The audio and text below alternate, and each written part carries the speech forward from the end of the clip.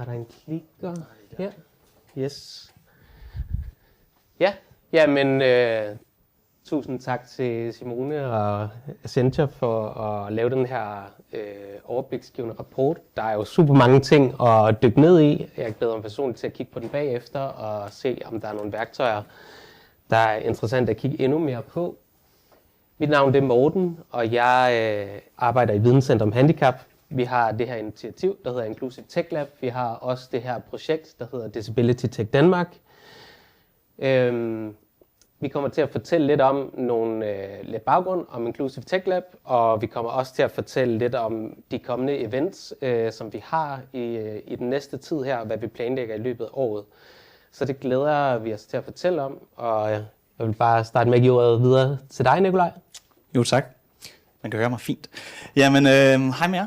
Jeg hedder Nikolaj. Jeg kan også lige hurtigt sige, at jeg også arbejder for Videnscenter om handicap, men som studentermedhjælper, men sidder fast nede i det, der hedder Inclusive Tech Lab. Ved siden af læser jeg til en ingeniør i innovation ude på DTU. Men hvad er det egentlig Inclusive Tech Lab er? Og hvis man ikke har hørt om det endnu, jamen så er det et nyt rum, som vi har skabt her i Handicappets Hus. Det er i støtte med Microsoft, som har bygget deres nye datacenter herude i nærheden af huset. Og i forbindelse med deres outreach program, jamen, så støtter de med, at vi kan få lavet Inclusive Tech Lab her i Handicappets Hus. Så man kan altid komme og besøge rummet fysisk på Grøn Gang nede i stueetagen. Og det er egentlig et rum, som der skal støtte, at vi kan fremvise inklusive teknologier. Det skal også være et rum, der skaber mulighed for innovation. Og et rum, hvor man kan komme og besøge og se de her teknologier. Vi kommer til at tilbyde ud over det fysiske rum nogle fremvisningsforløb, men også nogle webinarer og arrangementer. Morten kommer længere mere ind på, hvad det er, vi tilbyder konkret af webinarer her i fremtiden. Men vi har altså både noget fysisk her i huset, men også noget, som vi tager ud af huset for at danne noget læring. Ja, så er der showcase af nogle teknologier, og hvis man kommer ned forbi rummet i dag og kigger, jamen, så vil man også kunne se, at vi har en masse forskellige teknologier stående dernede allerede i dag, som skal være med til at vise og inspirere i, hvad er det egentlig, man kan bruge, hvis man er menneske med handicap, og hvordan kan man få sin hverdag til at blive lettere. Så vil vi også rigtig gerne komme ind på co-creation og innovationsagendaen, for vi tror på, når det er, at vi udvikler nye produkter til folk med handicap, så er det selvfølgelig virkelig vigtigt, at vi får dem med ind i processen. Så derfor har vi også en masse partnerskaber med nye innovationsvirksomheder, som kommer ud og er klar til at modtage feedback.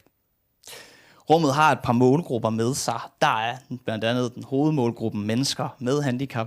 De kan altid komme forbi og blive inspireret i, hvad er det, der er ude på markedet, og få sig et overblik netop, hvilken AI-model skal jeg bruge, eller hvad for en værktøj kan hjælpe mig. Derudover har vi også dannet en ambassadørgruppe i Inclusive Tech Lab af folk, som er inspireret og interesseret i teknologi. Det er blandt andet nogen, der kan komme med inputs til ny teknologi, men også kan være frontløbere for den her nye teknologi og holde oplæg og hjælpe med at uddanne andre.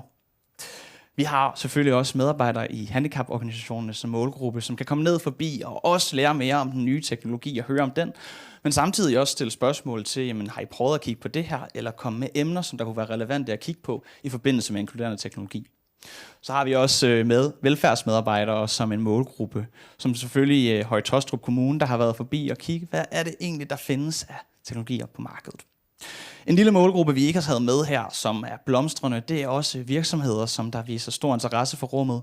De kan godt se stor initiativ i at komme forbi og høre om, hvad findes der egentlig af software- eller hardware-teknologier, som jeg kan tilbyde mine medarbejdere, for at de trives bedre, og at der findes et bedre arbejdsmiljø. Ja, nu har jeg lige skiftet til et slide her, hvor det er, at vi har en masse ikoner med billeder af teknologier, som allerede findes her i rummet. Og det er egentlig også bare for at vise et lille udpluk af, hvad det er, der findes i Inclusive Tech Lab, hvis man kommer og besøger det i dag. Hvis I også kommer forbi og besøger det, vil jeg også lægge mærke til, at det ikke er verdens største rum. Så det betyder også, at der kommer lidt udskiftning på de forskellige teknologier en gang imellem. Men vi holder fokus inden for nogle forskellige temaer og præsenterer, hvad er det egentlig, der kan hjælpe. For eksempel inden for planlægning og struktur. Men ud fra alle de her små billeder, så kommer jeg lige til at fremhæve et par enkelte af dem og beskrive teknologierne. Vi har blandt andet de her Meta-briller, som også blev nævnt lige før Ray-Ban Meta-solbrillerne. Og hvis man ikke har set de her briller, så er det altså nogle briller, som har et kamera oppe i stillet, og ser egentlig æstetisk meget flot ud. Men der er indbygget en AI-model i, som hele tiden kan være med dig, når du går rundt. Så hvis jeg nu siger til solbrillerne, hvis jeg havde dem på lige nu og kiggede på mig selv, hey Meta, hvad kigger jeg på? så vil den fortælle mig, at det er en fyr med en beige sweater og en hvid t-shirt og mørke jeans. For den går så helt ned i detaljen og hjælper. Det kan selvfølgelig være en stor hjælp, hvis man er synsbesværet, og så kan man få mere ud af sin hverdag. Den kan også være med til at læse skilte op. Vi håber så på, at den snart også vil komme på dansk. Det kunne være rigtig fedt. Lige nu der er den på engelsk, men så kan den blive mere tilgængelig, og de siger, at det er på vej. Noget, der også er rigtig smart ved Meta-brillen, det er altså, hvis man kender appen Be My Eyes. Hvis man ikke gør, så er det simpelthen sådan en app, man kan downloade. Hvis det er, man har synsbesvær, så kan man få taget kontakt til nogle frivillige, som hjælper dig med igennem dit kamera og filme. I stedet for, så bliver det altså koblet op på brillen, så du kigger lige fra øjenvinkel. Og det gør det altså nemmere at finde mælken i køleskabet, i stedet for at telefonen den ryger rundt alle mulige steder. En anden software, vi har i rummet, det er Clearly. Det er udviklet af en iværksætter, der hedder Jakob. Han sidder selv og er ordblind, og kunne godt mærke, at nogle af de her ordblinde funktioner og løsninger, der var på markedet, ikke helt tilfredsstillede ham. Så han har udviklet en ny AI-model, som ikke bygger på generativ AI. Det vil sige, når det er, den går ind og retter din tekst, så retter den kun udelukkende for det, du selv skriver, og går ikke ind og tilføjer nogle ord. Den retter grammatik, kommaer, punktummer. Og så har de også lavet sig sådan en ny oplæsningsmodel, så det ikke lyder så robotagtigt, når man får læst sine lydbøger eller andre filer op, så det også er mere naturligt og dejligt at høre. Men lige præcis den her software, den rammer også ind på noget af det, der blev snakket om før. Altså det med, at noget kan være nødvendigt for nogen, men godt for alle. Fordi jeg bruger også Clearly på alle mine mails, og jeg kan sige, at altså, alle mine punkter og kommaer, de sidder i skabet lige siden. Udover det, jamen, så har vi blandt andet også det her playability nede i rummet, man kan prøve, og det plejer at være noget, der er ret så populært. Det er noget, vi har fået præsenteret af Elsasfonden. Og det er med en tankegang om, hvis det nu er, at du ikke kan bruge dine arme, eller kan bruge en computer og mus som normalt, hvordan kan du så spille et bilspil? Jamen det her, de er løst meget simpelt. Det er ved at gøre det ved ansigtsudtryk. Så hvis det er, at du drejer hovedet til den ene side, så drejer bilen til den ene side, den anden side. Hvis du smiler, så kører den fremad, og hvis du laver en kysmund, så bremser den. Spoiler alert. Det, der sker tit, det er, at folk kører lige ind i væggen, fordi at man smiler alt for meget, men det er fedt at prøve. Men det er så også med til at vise, at man kan skabe motivation gennem andre måder, og få lov til at være med og blive inkluderet i det her gamingfællesskab, hvilket vi synes viser stor værdi. Hvis det er, at man gerne vil ned og prøve teknologierne, så kan man også komme ned forbi og besøge labbet i dag, her efter oplægget. Men der er også andre muligheder, blandt andet gennem nogle open lab days og noget andet, som jeg kommer ind på her senere. Super. Tak, Nikolaj. Ja, jeg hedder som sagt Morten, og også en del af Inclusive Tech Lab. Og på det slide her, der har jeg taget nogle logoer med de organisationer, som vi har samarbejdet med indtil videre. Det er egentlig mest for at vise, at vi gerne vil samarbejde med forskellige organisationer på området. Vi har haft nogle gode snakke med organisationer på høreområdet, blandt andet Døvblind Danmark og Center for Døvblinde og også Høreforeningen. Og der ligger nogle spændende muligheder på de her områder i forhold til at udvikle nogle løsninger sammen eller gå ind i et konkret projekt.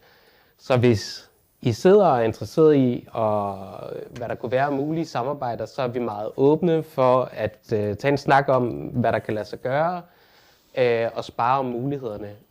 I dag der har vi slået os sammen med iværksættere med handicap, og vi håber selvfølgelig også, at det er noget, som vi kan arbejde videre med sammen om forskellige projekter på området.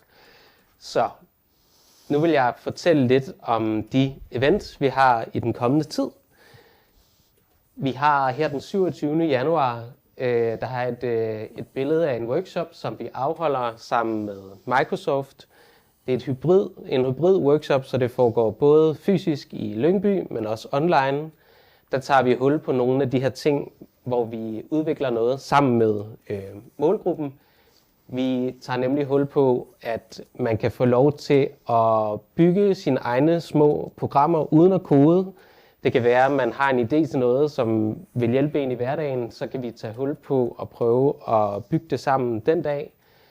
Der er også mulighed for bare at få den her generelle intro til Copilot. På dagen der holder Thea Enevoldsen fra Autisme Ungdom, forperson i Autisme Ungdom, oplæg omkring det her med struktur og hvordan AI kan være en støtte i hverdagen, også i forhold til planlægning og sådan nogle ting. Og det er også et sted, hvor det, hvis man bruger Copilot, som Simone fortalte om i forbindelse med arbejde eller jobsøgning eller hvad det kan være, så er det noget, der kan ligesom være med til at strukturere og skabe planlægning i hverdagen. Så det kommer der også til at være et fokus på. Så jeg vil invitere alle, der er her i dag, til at være med til eventet den 27. januar. Det bliver rigtig spændende, og vi har også et oplæg fra vores Disability Tech ambassadør, Rasmus hedder han, som har siddet og simpelthen lavet sin egen løsning i forhold til et behov, han har med at kategorisere og planlægge løsninger. Så kom endelig og vær med den dag. Så har vi et online webinar den 5. februar med Martin Lassen Vanal. Han er kommunikationschef i Københavns Kommune og har stået for at integrere AI i miljø- og teknikforvaltningen. Han har nogle super gode tanker omkring det her med at integrere AI i organisationen. Hvordan gør man det på en god måde? Hvordan får man en arbejdsgang for det? Hvilke refleksioner bør der i øvrigt ligge, før man begynder at implementere AI? Hvordan gør man det på en god måde? Hvad er det, man mister, når man begynder at bruge AI? Hvad er det for en sparring med andre kollegaer, som måske man går glip af, hvis man får en AI til at gøre det? Så der er masser af gode refleksioner om, hvordan man kan starte med at integrere AI i sin organisation til det her webinar. Så der vil jeg bestemt også anbefale jer at være med. Jeg fortæller lidt mere om det her hackathon, som vi afholder sammen med Disability Tech Danmark i marts. Det foregår over 4 dage. Der er 3 dage, hvor studerende fra DTU Skylab og også fra KU Lighthouse og også andre studerende på de tekniske uddannelser, de kommer og udvikler løsninger. Vores ambassadør, Disability Tech ambassadør Katrine Majdal er også på programmet og holder oplæg. Så hele pointen med det her event, som jeg fortæller lidt om lige om lidt, det er at udvikle løsninger sammen med brugerne over 4 dage. Og der er et awardshow, der foregår i Lyngby også, hvor der bliver valgt en vinder af de her prototyper, der bliver udviklet over de 3 dage. Endelig så har vi et webinar om prompting-teknikker her den 19. marts sammen med Rikke Fogh Jørgensen fra Instituttet for Blinde og Svagsynede. Vi holder faktisk en workshop på onsdag, men her er der mulighed for at være med online i marts, hvis man ikke har noget at tilmelde sig til workshoppen her på onsdag. Fælles for de her arrangementer, det er, at de kan findes på videnomhandicap.dk under arrangementer, og ellers så offentliggør vi selvfølgelig også løbende på Inclusive Tech Labs LinkedIn de her events, og I er alle sammen meget velkommen til de forskellige arrangementer. Jeg giver dig ordet igen, Nikolaj. Jo tak, snupper den der. Yes.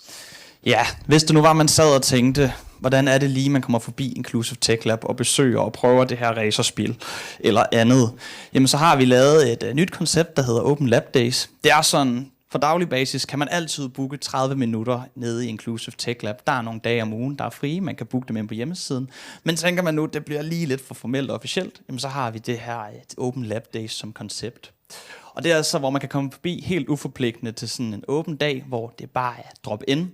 Det kan være, at man nu har siddet med et problem i AI, eller tænker, hvordan er det lige, jeg løser det problem, eller hvordan kan jeg egentlig bruge min AI allerbedst? Men så kom ned forbi til en sparring, så har vi måske nogle programmer, som vi har kigget på, der virker spændende, eller en god løsning på det her problem. Det kan også være, at man nu har tænkt over, at der er måske et fokusområde, I burde tage fat i, eller et ønske om et fokusområde, vi skal tage fat i. Så kom ned og tage en snak, så kan vi sagtens hjælpe med det. Hvis det nu, man tænker, at jeg har en målgruppe, der er lige i øjet, så er vi klar på måske at lave et kommende event, som kunne give mening. Det kan også være, at man gerne vil samarbejde med Inclusive Tech Lab, som Morten snakkede om. Vi er jo med til, vil gerne være med på at holde oplæg og udvikling af projekter og give vores sparring på det hele. Det er også sådan, som jeg nævnte, at noget, som vi rigtig gerne vil slå fast på, det er at få noget innovation og co-creation med ind over projektet. For selvfølgelig er det vigtigt at få alle inddraget i de her innovationsprocesser, og det gør vi med vores nye koncept, der hedder Co-Creation Days. Og det er noget, der bliver rullet ud her efter sommerferien. Stadig et lidt åbent koncept, men vi har grundlinjerne på plads. Det er sådan, at her kommer der til at være mere fokus på, at vi får nogle virksomheder ind. Det kan være nogen, der er i gang med at udvikle teknologi. Det kan også være nogen, der allerede har teknologi ude på markedet. Og så kommer vi til at invitere til, at man kan få lov til at komme på besøg og teste de her nye teknologier. Det bliver med virksomhederne. Så hvis det også er, at man har nogle input til deres nye produkter, eller man tænker, det passer faktisk ikke lige helt mit behov, så har vi erfaring med, at de er rigtig lydhøre til alt det, man giver dem af input, og så kan man være med i de her processer og få det udviklet. Sidst men ikke mindst, så er der altså også gode muligheder for at få netværket til de her co-creation days. Udover at der selvfølgelig er en masse mennesker, som måske har nogle af de samme behov eller problemer, man selv står med, så kan man også få lov til at møde alle de her virksomheder, der sidder i spidsen og er i gang med at lave de her nye teknologier, for at få dem med i sit netværk. Jeg vil også bare lige sige, at jeg smutter ud af døren her med det samme, fordi jeg skal lige gøre rummet klar en gang. Hvis det er, man gerne vil besøge det her efter, så starter jeg lige teknologien op. Men så er I velkommen til at komme forbi. Yes. Nikolaj smutter ud. Han smutter over på Grøn Gang i lokalet Odense, hvor I kan komme lige om lidt og besøge Inclusive Tech Lab. Jeg skal lige have mine klikker her. Men jeg vil lige hoppe til at fortælle lige en kort baggrund om, hvad Disability Tech Danmark er for en størrelse. Man kan sige, at det er det andet projekt, som vi er involveret i på det her område, inden jeg fortæller om det her Disability Tech Hackathon, som foregår i marts. Så hvad er Disability Tech Danmark? Det er en alliance mellem aktører fra handicaporganisationer, startups, forskningsinstitutioner og policy-aktører. Og vi har fokus på at påvirke rammerne for at udvikle og implementere løsninger, der forbedrer inklusion og livskvalitet for den her målgruppe. Så man kan sige, at i forhold til Inclusive Tech Lab, så er det her måske en alliance, som er mere på samfundsniveau og gerne vil også rykke ved nogle af de her ting på for eksempel policy-området. Så nogle af tankerne bag Disability Tech Danmark, det er, at vi har i Danmark en virkelig stærk velfærdsstat. Vi er også et af de mest digitaliserede samfund i hele verden. Så hvorfor er det ikke Danmark, der skal være ledende i Disability Tech internationalt også? Så der er en stor ambition bagved, men den er også holdt op på, at vi har gode forudsætninger for det her i Danmark. Billedet her, det er fra Disability Tech Danmarks innovationstopmøde i april sidste år, hvor erhvervsminister Morten Bødskov blandt andet var at holde oplæg. Derudover så vil vi selvfølgelig gerne styrke en positiv diskurs om, hvad er det teknologi kan gøre for mennesker med handicap, og samtidig skabe bedre politiske rammer. Vi har også lavet forskellige vidensafdækninger på området, som ligger inde på disabilitytech.dk, hvor man i øvrigt også kan læse mere om det her hackathon, jeg fortæller om lidt. De kommer på en lidt sjov rækkefølge. Det her det er logoerne på de organisationer, som er med i Disability Tech Danmark. Alliancen, iværksætter med handicap, er også en del af projektet, ligesom vi er i Videnscenter om handicap sammen med de andre gode aktører her. Man kan sige, at der er en selvstændig pointe med at vise logoerne på denne her måde, og det er sådan set, at vi gerne vil samle aktører fra forskellige sektorer om at gå sammen om den her dagsorden om, hvordan man kan styrke mennesker med handicap via teknologi. Så der er en selvstændig pointe i, at vi arbejder på tværs af de her sektorer for at styrke den her dagsorden. Og det er også det, som det næste slide her går ud på i forhold til, hvordan vi så arbejder i alliancen. Vi har 4 spor. Man kan sige Inclusive Tech Lab, som I kan komme over og se om lidt, det er en del af brugersporet, som vi ser det, og det er også her, der starter noget af det her co-creation sammen med målgruppen, som vi rigtig gerne vil hen til. Så har vi et innovationsspor, et policy-spor og et vidensspor. Og det er de forskellige områder, vi arbejder inden for at løfte den her dagsorden. Nu fortæller jeg så lige lidt mere i dybden om det her Disability Tech Hackathon, som ligger i marts. Jeg vil sige, der er også mere information om Disability Tech Hackathon den 27. januar hos Microsoft i Lyngby, eller online. Så jeg vil anbefale at være med der, hvis man lige vil få en update på, hvad er det, der ligger og skal i gang der. Det er de her aktører, der står i bag Disability Tech Hackathon specifikt. Vi har slået os sammen med DTU Skylab og KBH Lighthouse og Bevica-fonden og Microsoft og Elsas-fonden i det her projekt. Og iværksætter med handicap er jo også en del af det her projekt. Og man kan sige, at det jeg fortæller om lige om lidt, det er de forskellige steder, hvor det her event finder sted over de her 4 dage. Så det er nogle af de her aktører, som er med til at hoste eventet. Så det foregår fra den 6. til 8. marts. de første 3 dage over en weekend, fredag, lørdag, søndag, hvor vi samler studerende og målgruppen for at starte det her rigtig godt af med oplæg fra blandt andet Disability Tech-ambassadør Signe holder også oplæg den dag. Så jeg vil helt sikkert anbefale jer at gå ind på disabilitytech.dk for at læse mere om det her event og være med på dagen. Det foregår som sagt hos KU Lighthouse og DTU Skylab og Microsoft.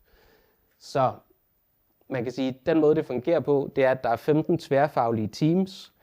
Der kommer til at blive koblet brugere på hver af de her teams. Der er 3 forskellige cases. Et, der handler om usynlige handicap. Et, som handler om pårørende. Og et, som handler om kommunikation. Så vi vil rigtig gerne samarbejde med brugere, som har forskellige behov på de her 3 områder. Og så kommer der til at være teams, som arbejder på hver af de her cases og udvikle forskellige prototyper. Derudover så kommer der til at være eksperter til stede på dagen, som er vant til at navigere i den her dialog mellem udviklere og brugere. Så der bliver også tilknyttet sådan en mentor på hvert hold. Ja. Lidt mere ned i dybden på de 4 dage, så introduktionen og teamdannelsen foregår den 6. marts hos KU Lighthouse, hvor der er de her indledende oplæg. Den 7. marts om lørdagen, der er vi hos DTU Skylab, og der begynder man på den her idéudvikling sammen med brugerne og kvalificerer den sammen med brugerne. Og så har vi den 8. marts om søndagen hos DTU Skylab også, og der går det egentlig arbejde i gang med at udvikle de her prototyper, og det fortsætter så frem til den 11. marts, hvor de forskellige løsninger bliver præsenteret, og der er også en award, og der er en jury, der går rundt og vurderer de forskellige løsninger og udvælger en løsning på dagen. Så det er sådan i hovedtræk den plan, der er for hackathonet her i marts. Og igen, jeg vil opfordre alle til at komme og være med og være en del af det her event. Det er noget af det her, som vi rigtig gerne vil arbejde videre med, og et rigtig godt eksempel på det her med co-creation sammen med målgruppen. Det var alt fra mig. Tak.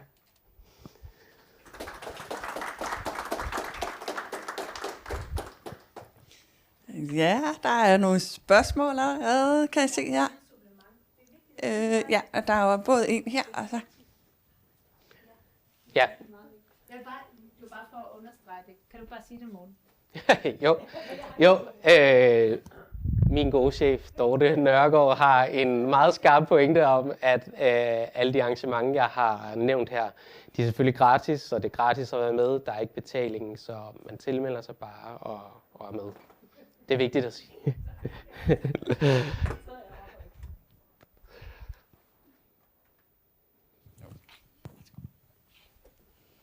Altså, det er måske et lidt fjollet spørgsmål, jeg har, men jeg tænker bare hackathon. Altså, jeg tænker bare på et eller andet hackerangreb. Hvad i al verden er meningen bag det navn? Det er et super godt spørgsmål. Og jeg skulle have forklaret ordet i dybden, da jeg startede. Det gjorde jeg ikke.